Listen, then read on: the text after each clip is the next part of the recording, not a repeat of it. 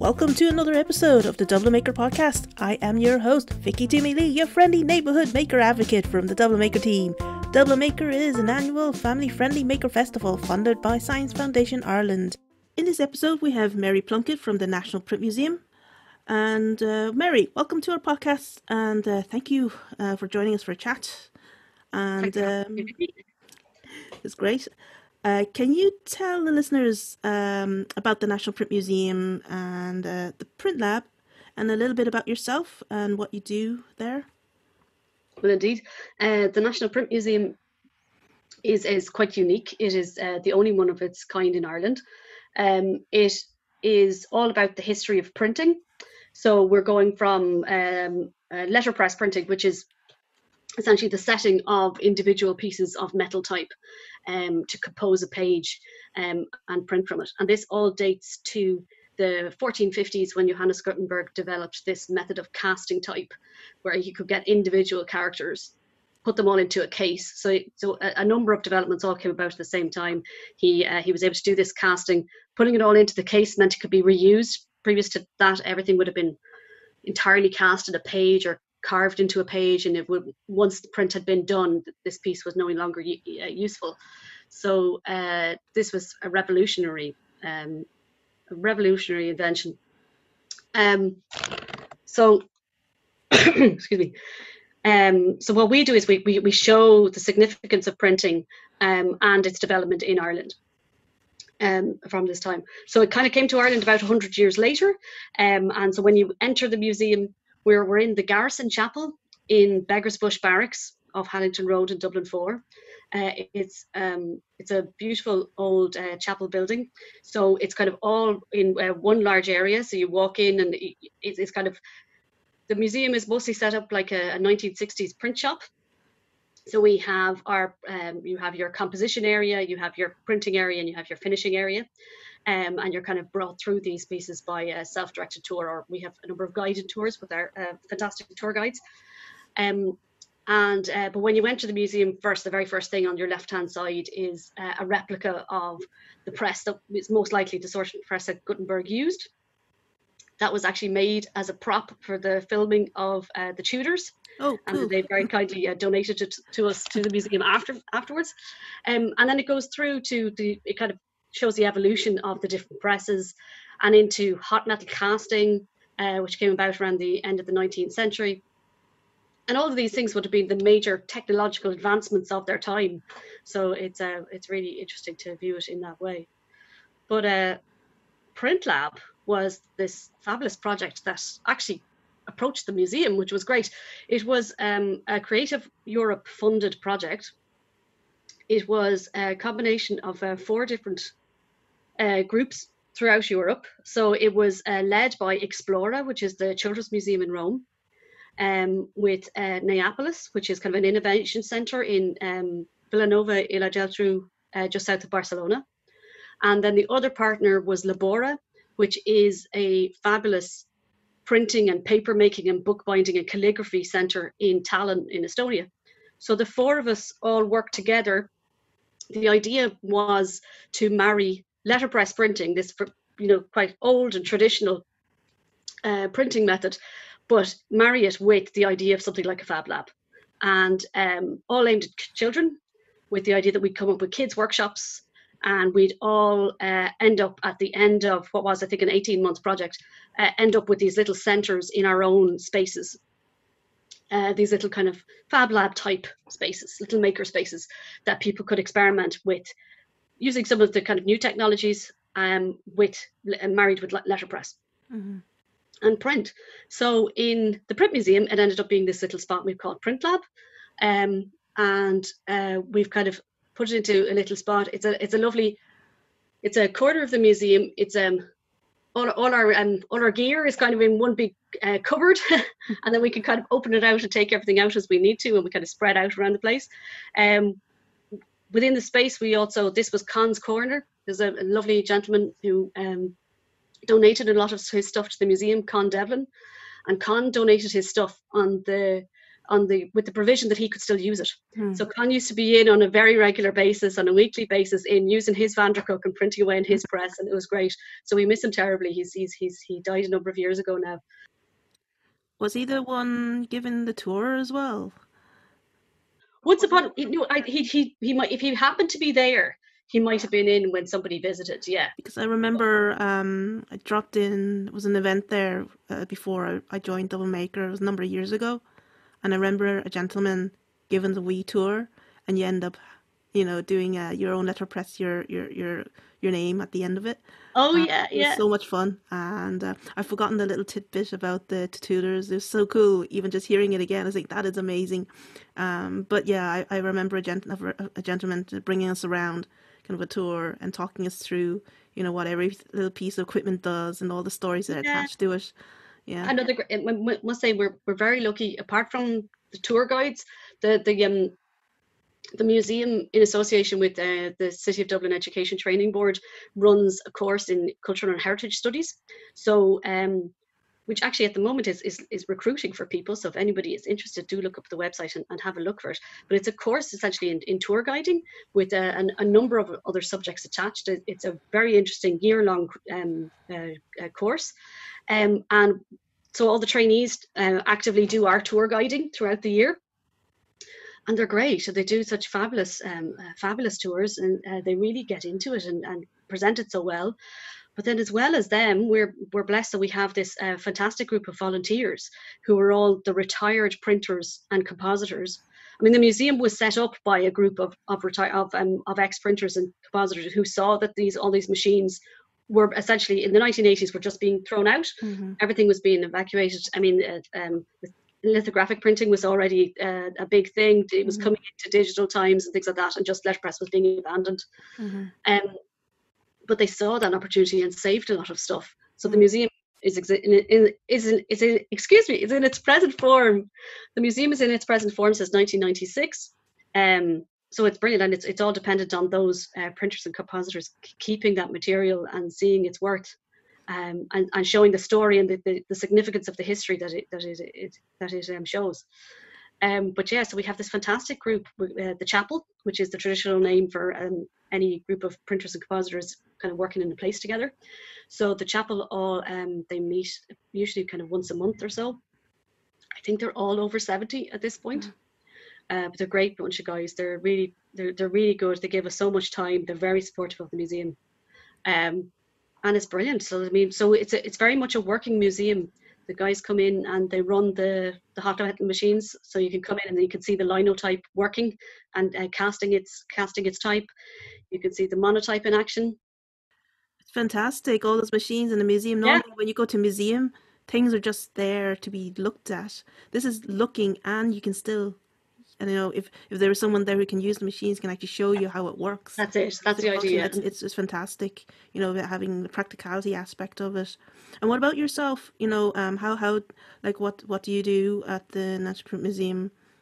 Well, I'm the education officer, so I suppose I'm looking after the program of events at the place, and also I suppose ensuring things like the tours and all are running correctly and how we want them to be.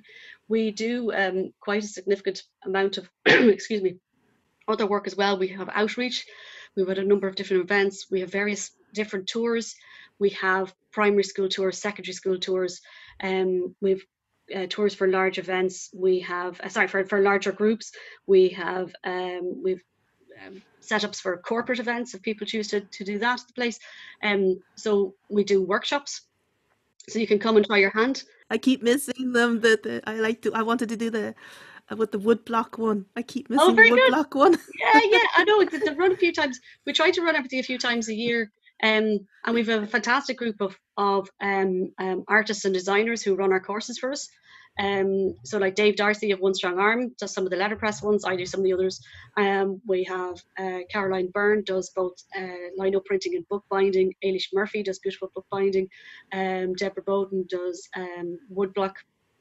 So and then Sarah O'D will be doing calligraphy for us. So it's a lovely there's a lovely kind of diverse range of different printmaking methods and related practices. So you and Greta were at a Dublin Maker last year, But I know it was like super disappointing that we couldn't have it again this year and have you Mm. there. Um, but we found it kind of very trying because of COVID-19 to engage with our communities, you know. So this podcast is part of this trying to engage with our maker community to, you know, like a virtual drop into people's different maker tents, I suppose, and having a good old chat. So we're bringing this to their earbuds instead. So I Cool. suppose it's the same for you and a lot of museums as well, who were closed for quite a long time. Tell us, like, what have you been up to? Like, I suppose during that period, everything is quite new and everything was disrupted.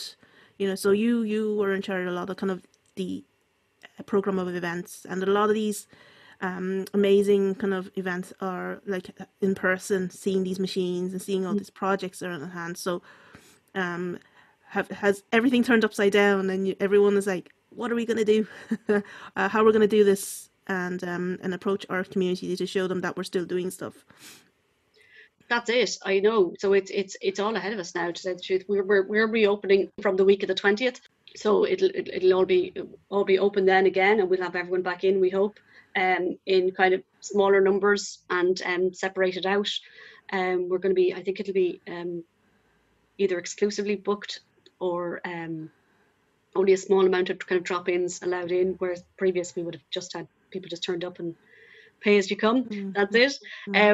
Is exactly, we have to, especially because our volunteers are, because the chapel are all of this cocooning age, we want to be especially careful of them. Mm-hmm. So we'll be kind of asking them to only come in, obviously, if they feel well enough and they're safe enough, you know, if they're happy to do so themselves. We'll be following social distancing throughout, even for ourselves within the museum. When we reopen now, our staff ourselves won't overlap all that much. We're going to be set, you know, we'll be still continuing to work from home and as well as work in the museum. So it'll be an interesting, different environment. But hopefully, I think people still get a sense of the place. We're adapting how we do things so that people can you'll still get your print to take away, and you'll still you won't be setting your own little piece of type with your name anymore, but you'll get a lovely print and you'll still get a demo and still get a little bit of interaction. We will be able to do face-to-face guided tours for an individual, kind of a household who can have a tour and things like that. So we'll be able to advertise that and set that up. As regards what we were all doing, but when we were closed, I suppose for ourselves, the doors of the place were closed, but we were all working from home. So yeah, we had literally just launched some of our courses and things like that for this period, and I think they would have all run at this point, you know. So it's so that's very disappointing that we had to cancel all those, and we were initially just postponing, you know, and you're waiting to see what happens, and then they all know how you feel, especially as it goes, you know. Especially you have to figure out, like, you know, I think for us, the first, I don't know about you, but the first 2 months when the lockdown came officially from the government, there was just an information overload from everything, right from the government and then from the community itself, the organizers themselves, all the different initiatives start putting a lot of stuff online. I was completely overwhelmed personally from everything. I was just like swirling in information, and then we're trying to figure out how to do stuff to approach our community. So what I ended up doing was my job is to, you know, talk to people and share information. So that's what I ended up doing, what I was able to do. Besides in the background, like yourselves, working from home, we still have a lot of administration stuff to do. So things just don't stop because of it. There's still lots of tidying up from, you know, the previous years, and at least you have time to, you know, not get bombarded by people walking into the office, you know. Well, that's it. Yeah, you don't have people coming through the doors, but yeah, I went home with this pile of stuff, saying, "Oh, this is great. I'll be able to read up on X, Y, Z and everything," because I'm only in this job since last November. So I mean, I'm still getting up to speed very much on some policies and things like that, which I wouldn't have been familiar with before. And not a hope. I haven't got near any of it. It's just every week is something new. Can you do this? Oh, okay. I totally understand. Like, my job as a maker advocate, Dublin Maker is in the name, so I felt like I had to make stuff as well. So like I was meant to go to the Berlin Maker Fair my very first time, and I was supposed to bring a project in April, And Oh, the wow. idea came up in February when Jeffrey he said, "Oh, I'm going to Berlin Maker Fair. Would you like to come along?" I said, "Yes, I will." "Oh, hang on a minute. I don't have a project. What will I make like in a month or two?" So given when the lockdown came around and things were starting being cancelled, I decided to, even though the trip to Berlin was cancelled and the Maker Faire in the end was also officially cancelled, I decided to use that date to actually fulfill my my Maker Faire project anyway, just because I wanted to make it, and because I started on some smaller maker stuff. I'm kind of new into electronics, so a lot of this stuff is kind of experimental and trying things out, which is what it's all about, the discovery and the journey, and being, in this area of unknowns. So I created the project, and I wrote wrote an article on it as well, and then I gave a presentation, as well, on what I did, to, I think it was a conference a few weeks ago, and so I try to keep myself busy, and with the whole the face mask as well. I learned to use a sewing machine, which I never used before. Oh, good for you. So making fabric face masks, I was like so. I suppose so confident I end up ordering nicer materials for it as well from fabric centers and things.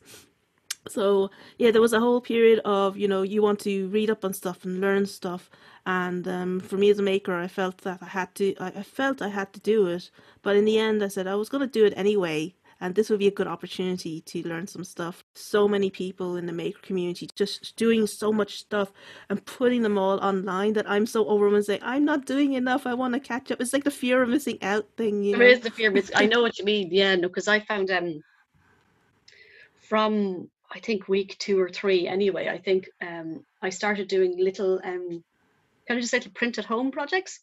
So just filmed them very simply with my phone, just did what I could, and just did stamp making, did little. Initially, they were very much just aimed at kids, so I just was basically printing with my daughter. Yeah. So it's a bit of fun because Cool. you see the little 3-year-old fingers Yeah. come into the frame and stuff like that.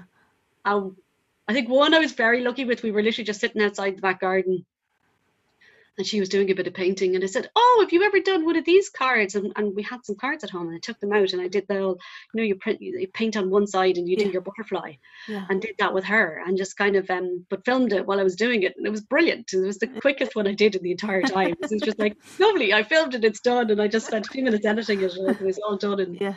in a short time. So it's great. So we did a few little bits like that. But I must say, I haven't had a moment to myself to do another one since. I think we got about 5 or 6 done in the end. Yeah. Cool. But some simple little bookbinding ones and things like that. But just Nice. little demos that somebody might be able to try at home.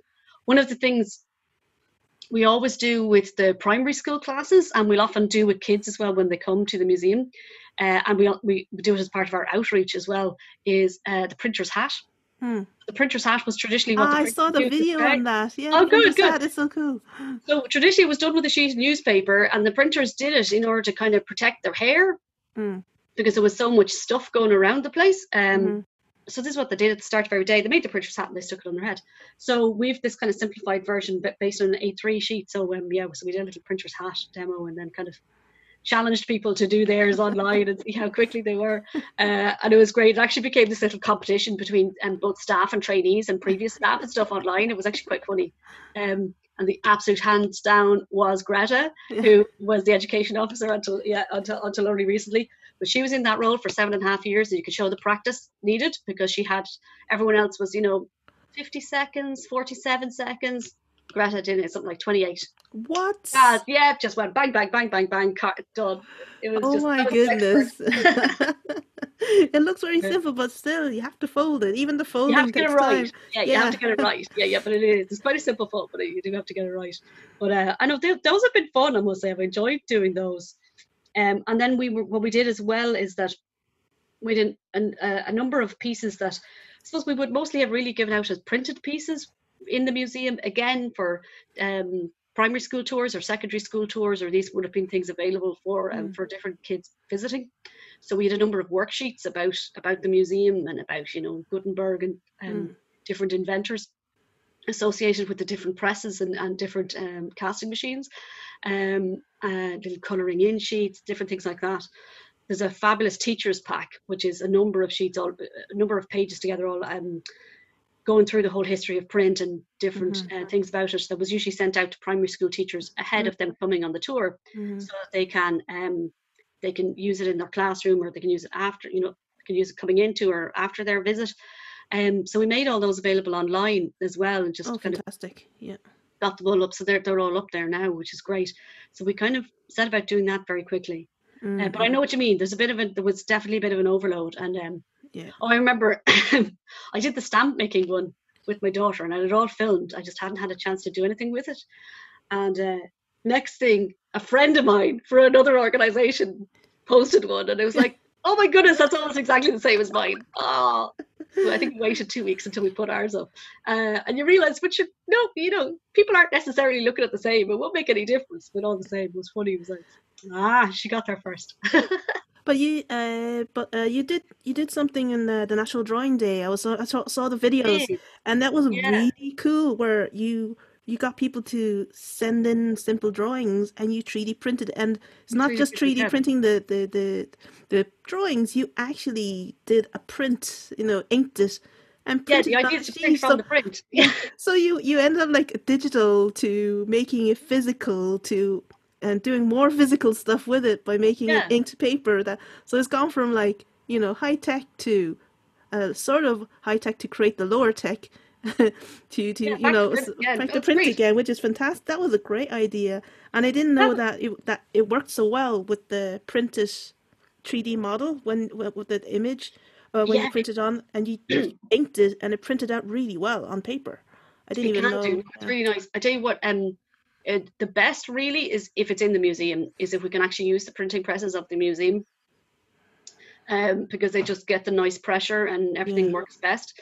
You could actually ink it up at home and kind of try it as a stamp, but similarly to kind of the metal or wood block that we would have traditionally, it was PLA I was using for that, and I mean it is very stiff and dense. Do you know the way? So there's no give in it, so it's not in any way like a squishy stamp that you might buy. It's very brittle, yeah. Exactly. So I mean, I think what you need then instead is softness on the other side. So often what I do with kids in the museum is we put a little piece of foam or either quite a little pack of paper underneath their top printed sheet, and then you could give it a little bit of a push and actually get a bit. So it's like those pads for the rubber stamps. Is that the ink pads, like a squishy ink? You need that little bit of give just for it. From one side or the other has to have a little bit of a give just to. But you just blew my mind, and I said, "Oh my God, that actually does work." Because one of the projects I actually wanted to do. There's an open source project that you can print your own 3D print your own little printing press thing. I have that in progress on my 3D printer at home. Yeah, I know, and I still haven't got back to it. It's lovely, isn't it? The open press project. That's on my to-do list. And the thing at the time, I said, "Hang on a minute, I don't have the ink." It's like, darn it, if I have it all done, but I don't have and plus they asked for the inside of milk cartons, but our insides of our milk cartons don't have that silver foil in anymore. Is that for? Well, I tell you what, that's only to make the plate. That's to make the plate to draw. What do you call it? A sheet of acetate would do the same for you. Okay. Yeah. What he's doing there is dry point. If you use a sharp needle or something like that into something like acetate or like another similar plastic, that kind of thing, or traditionally it's done with copper or aluminium or something like that. You draw into it. What it actually happens is you're creating a burr, and the ink gets caught into that burr on the edge. So that's all what you want to create. So you can use anything like that, and then basically you polish up the whole surface, and the ink just remains in those areas, and then you print. But so that's that's intaglio. So that would require, you have to dampen your paper, and you need your little bits of blanket or something either side of your for your little etching press. But it's a great project, isn't it? It's such a lovely idea. And I was like, that I knew you were the right person to ask, because of all people I can ask this. I only just thought of it, and I was like, oh my God. The thing is, if you have access to a 3D printer, that you can do all this. And I know that like libraries are starting to open up, and some libraries have 3D printers as well. So it might be something that, people in the community or even the libraries themselves can start maybe I might find a link for that project and say if they can actually start working on a project like that, doing their own 3D printing press thing. Oh yeah, exactly. Or people can do it at home. But if they don't have access to 3D printers, you know, they can use to go to public services, as I said, like libraries, and not every locale has a makerspace. Like here in Dublin, we have our Dublin Maker space, which is TOG. It's a really lovely project. And in my head, I said, how do I get, you know, again, for people who don't have access to technologies? And I said, thank goodness the libraries are starting to open up, and some of the more public institute, maybe the local museums, and they probably have, you know, 3D printers as well, because I know a lot of a lot of people wanted to create their own wee maker spaces, and it normally starts off with a 3D printer. So it'd be good for people to inquire as well. And of course, you know, you have your PrintLab as well. So, and you're already doing the project. Yeah, that's it. Yeah. But it's a good one for people to try and try, you know, something that is freely available, and then also just maybe a way to try and find what local facilities have access to the technology itself. Because it's the fun one to learn. Like if you've no idea about 3D printing, you know, this be one way to start anyway, an actual end project that you can actually also physically do stuff with it, you know, printing stuff, and then you can actually get your hands dirty and do inking stuff. Ignore the 3D printer and just print stuff, you know. From one form of print to another. Just create your own designs and be creative and do whatever you want. So thanks for that. That was that was a good tip. I know, definitely. A little piece of little bit of aluminium, or a little piece of what do you call it, as I say, a little sheet of acetate or something like that, works just as well. And just a nice sharp, a scribe is traditionally what you'd use there, but like any kind of nice sharp strong needle, you'll get it go. So with your the project that you did for National Drawing, heading back to that again, like would you be doing more of that in the future, or are you going to go back and do that as a National Drawing Day project? I tell you what it was we actually did it last year for Drawing Day. That was our first time trying it. PrintLab just launched last February, like February 2019. Yeah. So that was kind of one of our first projects, I think, with the 3D printer. Trying to get something. So it was kind of working it all out. Just to guide you through the process very quickly. It's somebody does a drawing, ideally with kind of a thick marker, and keeps it quite small. Ideally for your 3D print, if you want to avoid having to have a base on it or anything like that, you just have to make sure all the lines join so it's one item when it prints. Or else you can set it up to have a little base when you go to print. So we were trying to keep it very simple in the museum, and it was literally a drop-in kind of workshop. So everyone did their little drawing, and then you take a photograph of it, up the contrast as much as you can, so you have this black line. Save it as PDF or something similar, send it to yourself, and then you open it. Say if you happen to have Adobe Illustrator or something like that would work lovely. There's free versions of that. Something called Inkscape is a free version, and you can find others as well. And basically what you do is bring it in and trace it. It's just it's literally a button on the within one of those programs called Trace, and it will then make it into a little vector file, and then from that you can take that file, export it as, I think it's an SVG, which can be read by Tinkercad.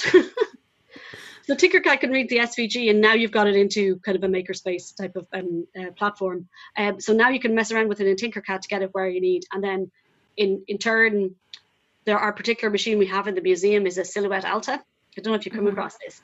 It's this very basic, but comes straight out of the box 3D printer. Very small little area. It's just a 12 centimeter circle. Actually, is what it prints on. So I have to use the Silhouette software in order to actually print then. So then I have to save it again and bring it into Silhouette. But that's the process. So it's quite straightforward. It's a little bit, so there's a good few steps, but nothing elaborate. It's all quite simple. And and then you can kind of shape it, get it to your size, your correct height. Because we were working in the museum and working to our presses, all type is 0.918 inches high, which is 23.3 millimeters. So, and that's the standard within Ireland, UK, USA, possibly I think Australia as well, I'm not sure. And then Europe, within Europe, there's various different heights. There's a number of different heights within Europe. I think at one point in history, I think there was like 3 different heights just in Italy. Wow. But there you go. But for us anyway, we use 0.918 inches. So you could in theory print it to that height, Or what we actually do is we use a little piece of 18mm MDF and we just print it to either 5 or 3mm, depending whether we add a piece of card or something to it. And then we just stick it down, put it through the press, and you get your lovely print. You make it sound so simple. I know. But it's fun, yeah. So we did it in person last year, and then this year we were kind of debating what would we do for drawing day.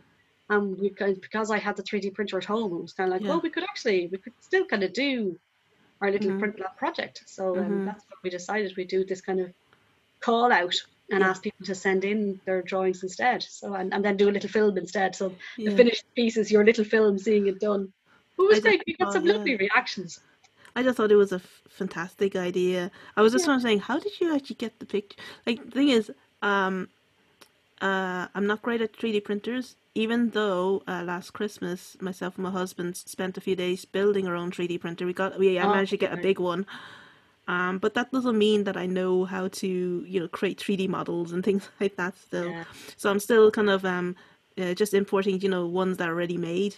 So I was trying to see like what did you do to, from an image someone sent in to, the process of actually getting it into a 3D model that a 3D printer can actually print. So thanks for going through the various steps. I think it's anything like that you can just kind of do as a vector. You're literally just extruding it up. Do you know what I mean? And it's the simplest thing, which you see for print is all you want. I mean, essentially you're only ever going to do that sort of thing. So for me, it's a very simple way to be able to use the 3D printer, because kind of anything we would do, you only wanted to have that kind of one surface on the top, if you know what I mean. So you're only ever extruding things. You're never worrying about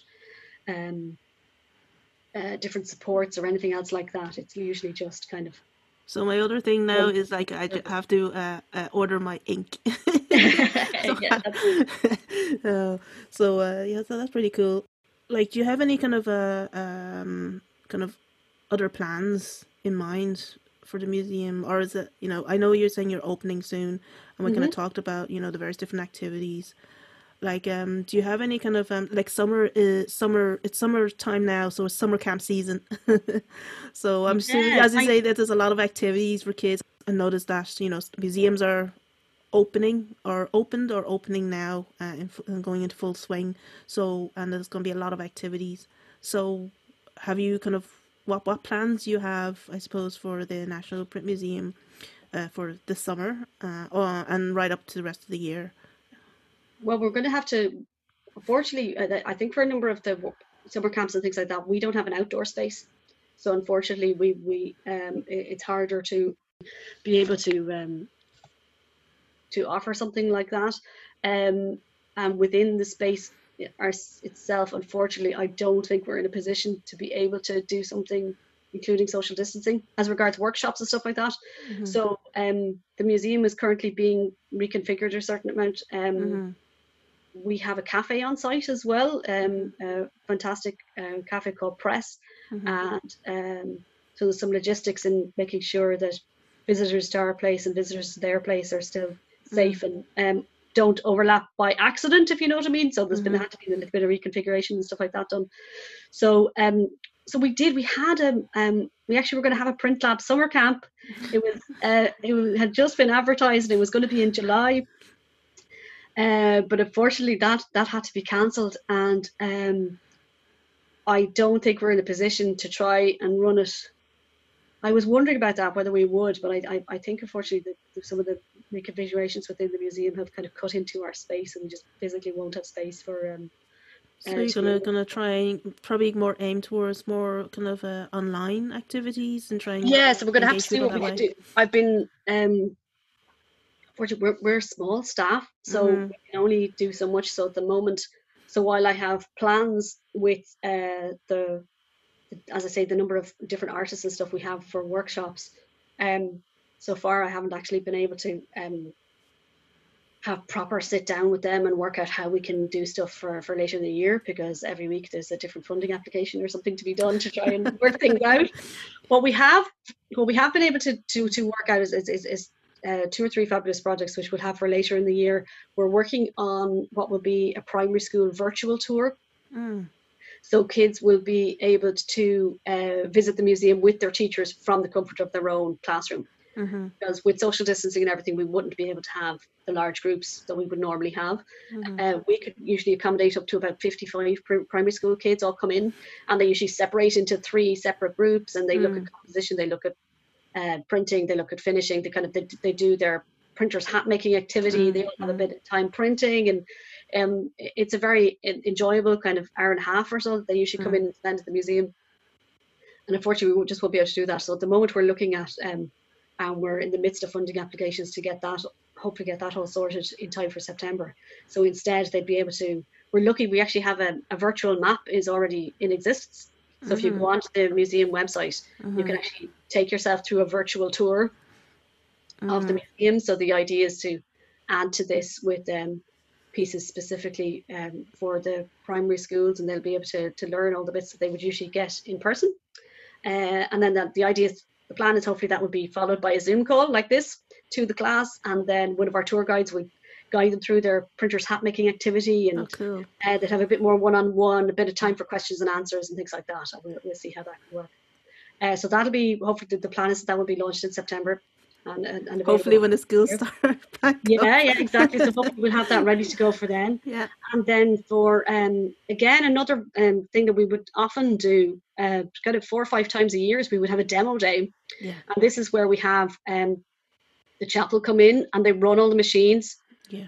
We also have this great group of skills transfer volunteers, and these are guys who came in. We did a project there over the last 18 months where 8 people, we had over 60 applications actually, but it came down to 8 people at the end, and they've gone through some training in composition and on specific machines in the museum with the idea that they can be backup for the chapel. Yeah. So say we have this fantastic machine called the Shaw pen ruling machine, which is a number of different what do you call them, little brass nibs that actually drew the lines onto sheets of paper. So they were used for ledgers and things like this traditionally.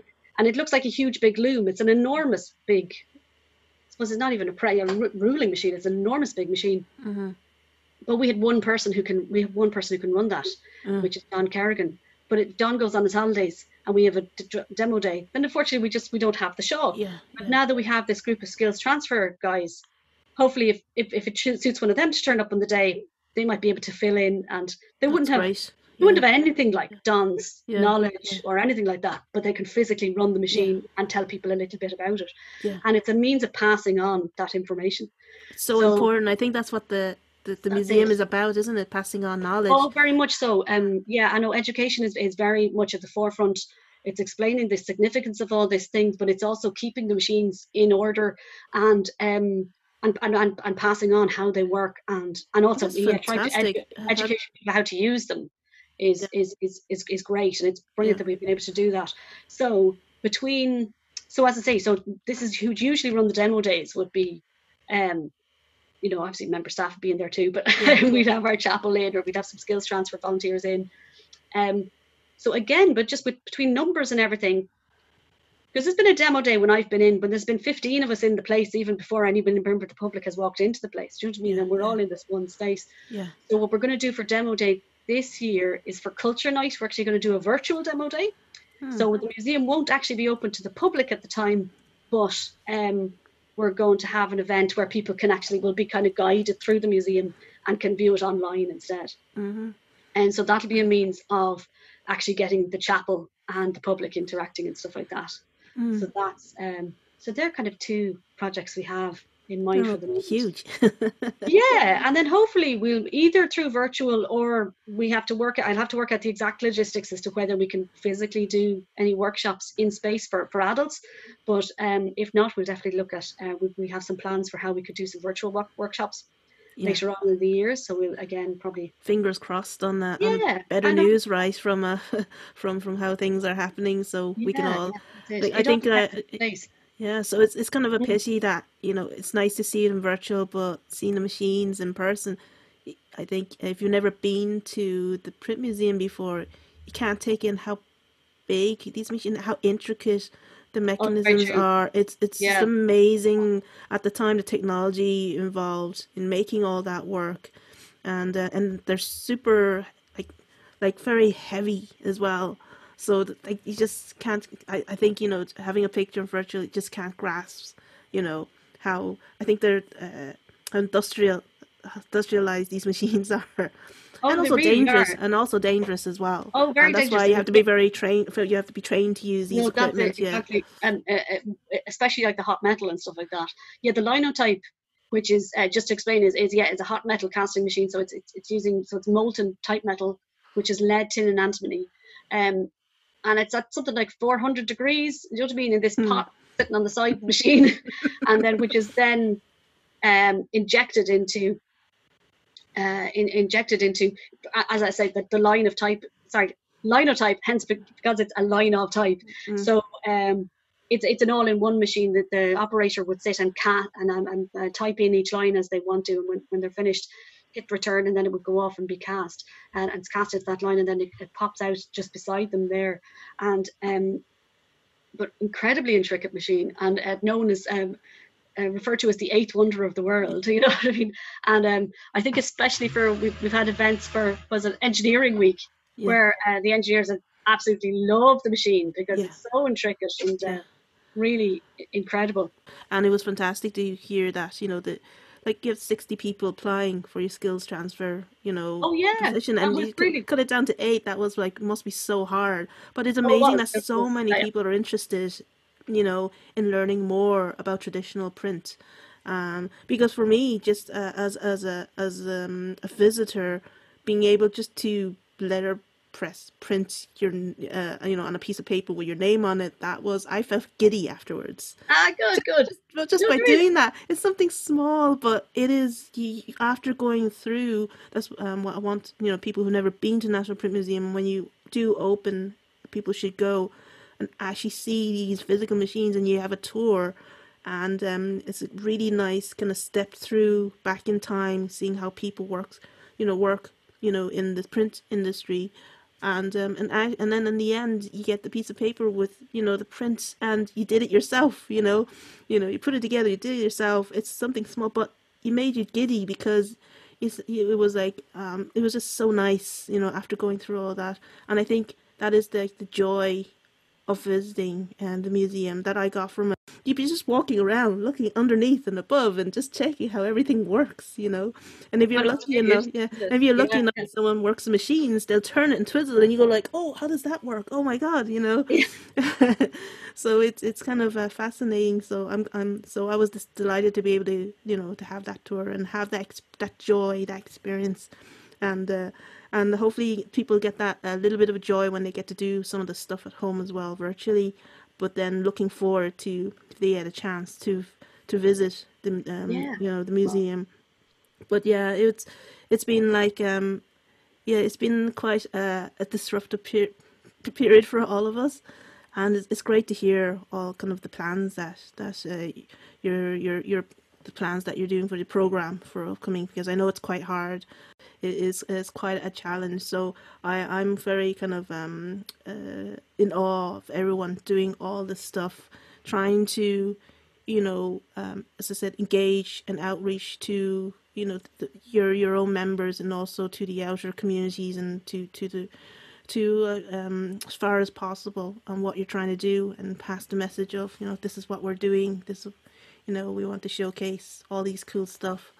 And plus, you're doing some high tech things as well. So you haven't talked about a lot of the high tech stuff that you're doing in the PrintLab, as well. In PrintLab, yeah, I suppose for us anyway, I suppose it's a good time to kind of start wrapping this up. And do you have anything to kind of announcements to before we sign off? So just about your programs and your when the National Print Museum will be open. So so we're opening from the week of the 20th. The 20th of July. So we are changing our hours very slightly. We're not going to be open on Mondays anymore. So our opening day will be the Tuesday the 21st. But we're opening just a little bit longer on the weekends now, which will be nice. And again, we're opening for members of the public. We're opening just a little bit later. So we were always 9 to 5, but instead we're going to be 10 to 4, just to enable some cleaning and stuff before and after people visit.